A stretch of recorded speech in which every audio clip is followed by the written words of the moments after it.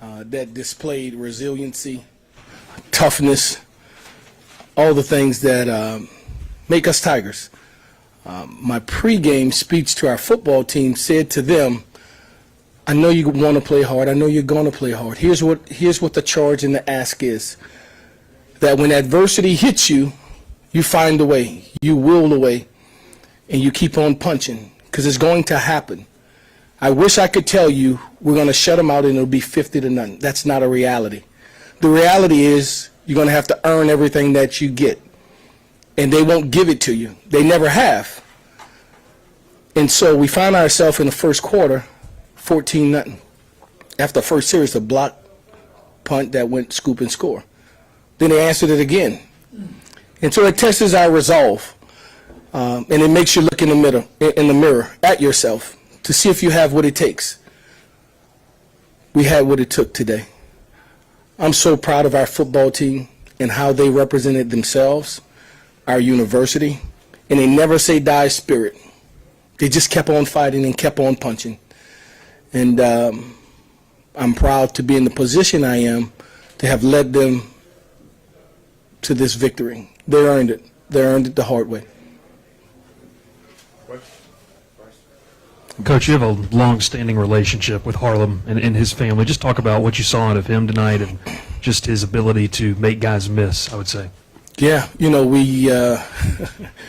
we had various situations throughout the game, and you play it out. And I stood before you guys last week in a 2-minute or middle eight, if you will, the end of the second going into the third with us getting the ball back. And from up top, the question that was asked was, do we want to just kneel it? No, we're not kneeling it. No, we're not going to just kneel it. We're going for points. We're going to empty the chamber. We're going for points. And we're going to hopefully get an opportunity to score again in the third. And so at the minus 20, after an interception, go length of field, 80 yards, and get 3 points. At the back end of the game, in a 4-minute drill where you have to get a first down. They're a dangerous football team, and all they need is 3 to overcome us or to beat us at that point. So we need a first down. We get a couple of them, and then the game was in Harlem's hand at that moment on 3rd and 3. And you got to make a decision. All right, do you kick a field goal and still give them opportunity with a very dangerous quarterback in offense, the number 8th offense in college football, or do you try to shut the door? Because all you need is 3.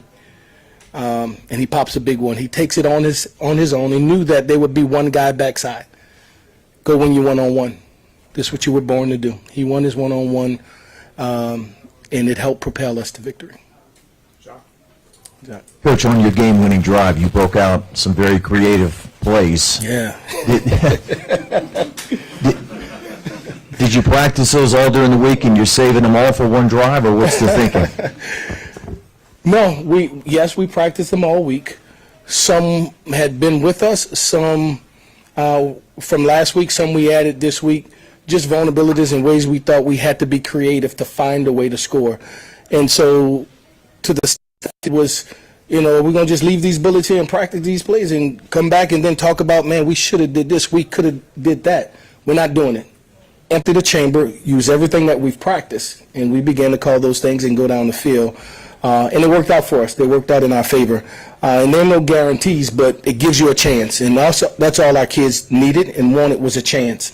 And so we called the things that we thought could give us opportunity to get chunk yardage and big plays. And tonight it worked, or this afternoon it worked in our favor. How was Michael Van Buren today in his first start, at least from your vantage point? Yeah, he started off a little slow, but he got going and he got comfortable. This is that's a huge responsibility for the quarterback of the LSU Fighting Tigers to go into that arena. Our fans are the best in the world. Our fans could be tough sometimes as well, and so he knew what was in front of him.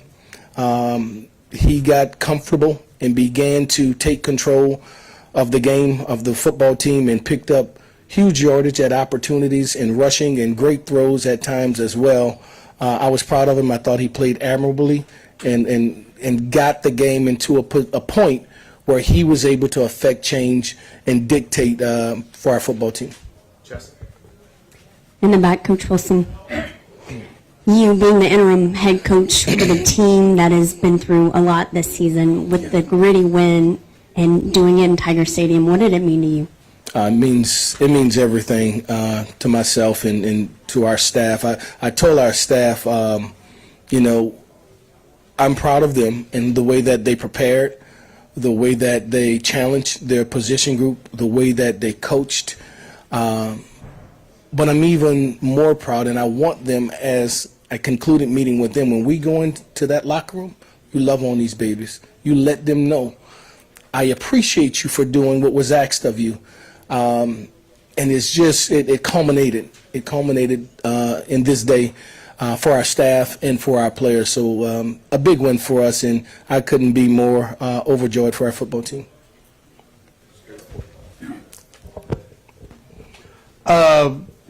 How did Nussmeier re-injure himself? When did he do it, and what are his prospects going forward? He re-injured himself the back end of this week in practice, just making a routine throw. I don't know if it was scar tissue or exactly what it is from a diagnostic standpoint, but it's his ab area. And so it happened at the back end of this week. What is it going forward? I'm not quite sure. We practiced up until yesterday to see if there was opportunity that was potential if we got in an emergency situation, and he was not able to do so. And so we'll continue to monitor him day by day, week by week, to see his progress. Yeah, Frank, the playmaking ability of your defense today really showed. You looked like they bent at times but never broke. Just talk about their performances and just how big of a boost they gave you today. Yeah, 3 turnovers, found, knocked the ball away, picked the ball off, goal line stand, short yardage stand, and just continue to make play after play. And that's the reality of it, right, of a heavyweight fight, that you're gonna get a haymaker now.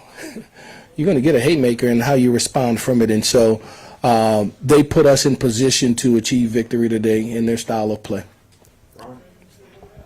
This man, Sir Delane, they tested him today, and for some reason he picked off the interception at the goal line. Just how important it's been all year for you, but particularly today.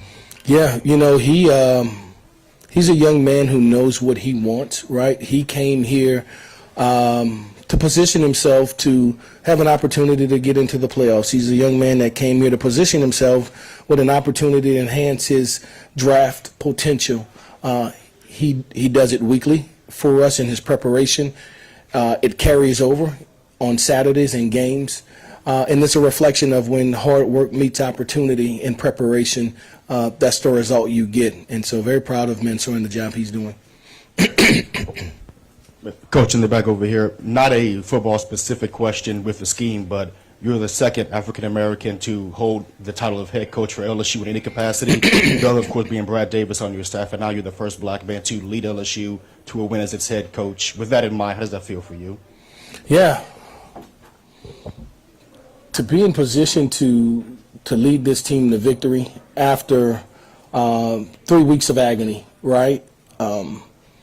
You want so much for those young people who came here with hope, with dreams and aspiration. You want to deliver for them. You want to put them in position to have success, that they recognize that me coming here was not in vain, that this is the place where dreams become a reality, right? And so, so much of what we do, what I do, is to serve the young people here, to serve this institution that very little thought I've given to what it is for me personally. I think it runs its natural course with that, whatever that may be. I just want to be the best version of me. I recognize, I acknowledge those who have knocked on the door and hope for opportunity as African-American coaches for many years.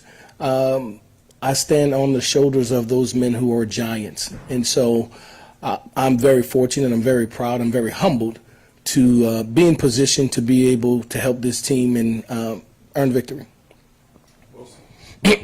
Frank, it's kind of a follow-up to that. I mean, the TV broadcast told a story about how I think you recently had a familial loss, a loss in your family of some kind. Would you like to speak on that? And what was sort of going through your mind when you had the Gatorade bath poured on you, and you're in this moment where you're celebrating a win as the interim coach? Yeah, so it wasn't a relative. It was a guy who, when I was 26 years old, said in these exact words, "Boy, you're special. Boy, you special." Like, who me? Nah, yes, you are. And he gave me an opportunity to be a head coach at that tender age. And I would talk to him weekly, daily, regularly. And he fell ill, but I didn't know he was ill because my mother had been ill. And he didn't want me to worry about him. He wanted to support me about my mother. So Sunday, when our transition happened, that Tuesday, his daughter reached out to me and told me she didn't reach out to me. He didn't call. He didn't answer. So I reached out to him, never got him. Then at the back end of last week, the beginning of the week, I reached out to her, and she told me that he was not doing well. He was in the hospital, and I said, "Can I talk to him?" And she just said yes. I never got a chance to talk to him, so she called back, and she said, I said, "Does he know? Does he know what's happening?" And she's like, "He knows. He's in and out of consciousness." And I said, "What did he say?" And she said, "I told him that I told you." And he said, "We did it." And he closed his eyes. And so I went to a funeral. I've never spoken at a funeral before. So I stood in front of the room and I said, I speak in front of people every day of my life, routinely, without issue. And it became very difficult because those words that she said meant so much. And so when a follow-up to the question, what does that mean? And for him and for so many others, we did this. And I carry that with a badge of honor. We did this. My only resentment is that he's not here to enjoy it with me. We got a chance to be in the Superdome for state title as a high school coach, but he didn't get a chance to see this. And everywhere I've been, he's been there with me. His name is Shane Williams. He was a principal superintendent down in New Orleans, well-renowned, and so it was him that passed away. Have we got time for two more? Hey, Coach, to your left. How You already spoke about Harlem, but when you were introduced as interim, you made sure to reiterate we are going to run the ball. So how do you just assess the success of the rushing attack today? Yeah, I thought we did a good job rushing the ball. I think there's still yardage out there to be getting. We'll continue.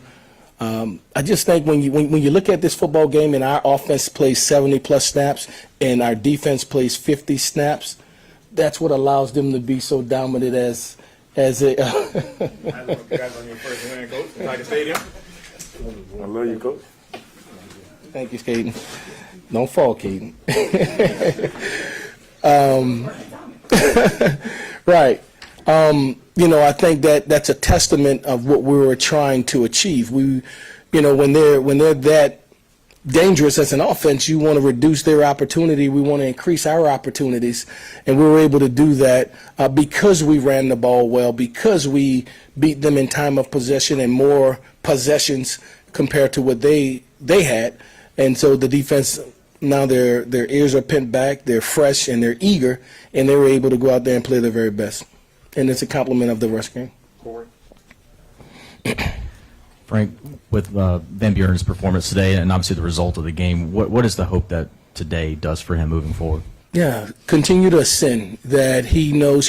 When we talked about him playing, in his mind he came here for an apprenticeship, if you will, to learn the offensive system, to be developed, to be the apparent the next year. And we talked about that, and we were willing to honor that. And he said to me, things change. I said, things has changed. What's your thoughts? He said, Coach, I want to play. I said, I want you to play if that's what you want to do. And this would be something that would be taken in consideration and not just an opportunity to go in to run his own read and then take you out, that we would invest in you and we would develop you so that you become the best version of you going forth. And so I think he is an ascending player that continues to improve, and the more he plays, I think the more productive he will be. Thank you, Frank. Thank you, guys.